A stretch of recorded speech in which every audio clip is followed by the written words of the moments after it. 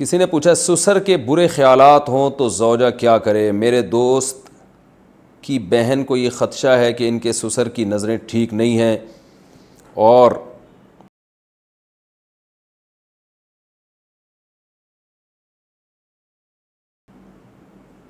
وہ انہیں صحیح نظروں سے نہیں دیکھتے اور بہانے سے انہیں جسم کو ہاتھ بھی لگاتے رہتے ہیں. انہیں یہ خدشہ ہے کہ کہیں ان کا نکاح خطرے میں نہ آ جائے اور وہ اپنے شوہر سے یہ شیئر بھی نہیں کر سکتی. اس بارے میں رہنمائی فرمائیں کہ انہیں کیا کرنا چاہیے.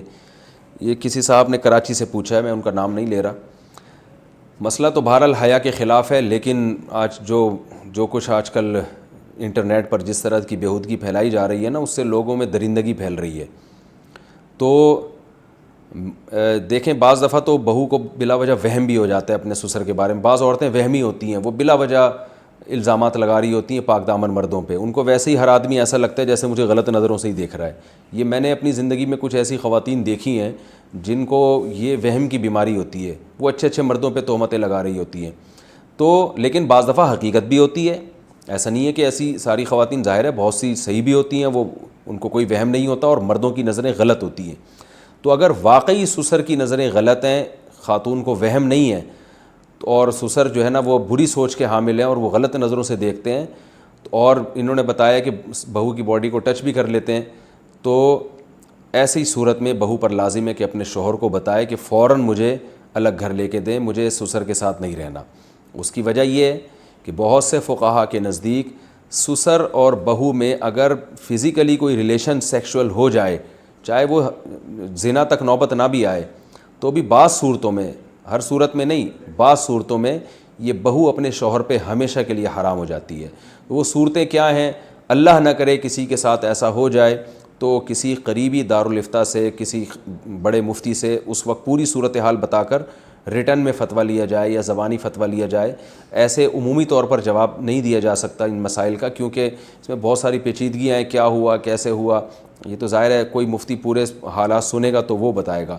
تو فی الحال آپ یہ کریں, یہ جو خاتون ہیں اپنے شوہر کو بتائیں کہ بھئی اس طرح سے آپ کے والد کی نظریں ٹھیک نہیں ہیں اور مجھے اس گھر سے الگ گھر لے کے دیں. ادروائز وہ خاتون اپنے ابا کے گھر جا کے بیٹھ جائیں, کیونکہ اس طرح اگر جو ہے نا یہ معاملہ آگے تھوڑا سا بڑھ گیا تو میاں بیوی کا رشتے پہ فرق پڑے گا اور بیوی اپنے شوہر پہ ہمیشہ کے لیے حرام ہو جائے گی.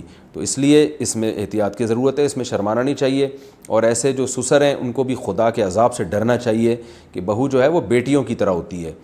تو آپ کو اگر اللہ نہ کرے آپ کے دماغ میں کوئی ایسی جو ہے نا وہ بھری ہوئی ہے شہوت, تو اللہ نے حلال راستہ رکھا ہے, آپ ایک اور نکاح کر لیں اور جو ہے وہ عدل و انصاف کریں اس کے ساتھ. لیکن حقیقت یہ ہے کہ جو شہوت پرست قسم کے لوگ ہوتے ہیں بہوؤں پہ اور اس طرح کی ان کی نظریں ہوتی ہیں, وہ پھر نکاح سے بھی ان کی خواہش پوری نہیں ہوتی ہے. لیکن پھر بھی میں ان کو مشورہ دیتا ہوں کہ آپ جائز چیز کی طرف جائیں. بہو تو ہمیشہ کے لیے حرام ہے, وہ تو بیٹیوں کی طرح ہے, اس پر بیٹی ہی کی نظر ڈالی جا سکتی ہے, کوئی اور نظر اس پہ نہیں ڈالی جا سکتی.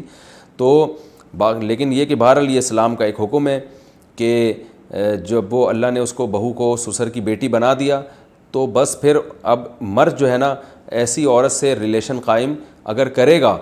دیکھیں اللہ تعالیٰ نے قانون یہ بنایا ہے کہ ایک مرد جس عورت سے ریلیشن قائم کرتا ہے سیکشول ریلیشن, تو اس مرد کا بیٹا اس عورت سے قیامت تک قائم نہیں کر سکتا. کیونکہ یہ بڑی بے حیائی کی بات ہے نا کہ ایک ہی عورت کو ایک آدمی استعمال کر رہا ہے, اس کا بیٹا بھی اسی سے اپنی خواہش پوری کر رہا ہے, یہ تو بے غیرتی ہے.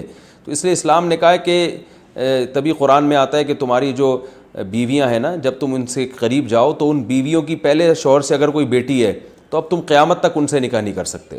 کیونکہ یہ نہیں ہو سکتا کہ جی ایک عورت سے آپ نے ریلیشن قائم کیا تو بعد میں اس کی بیٹی سے بھی قائم کر لیا.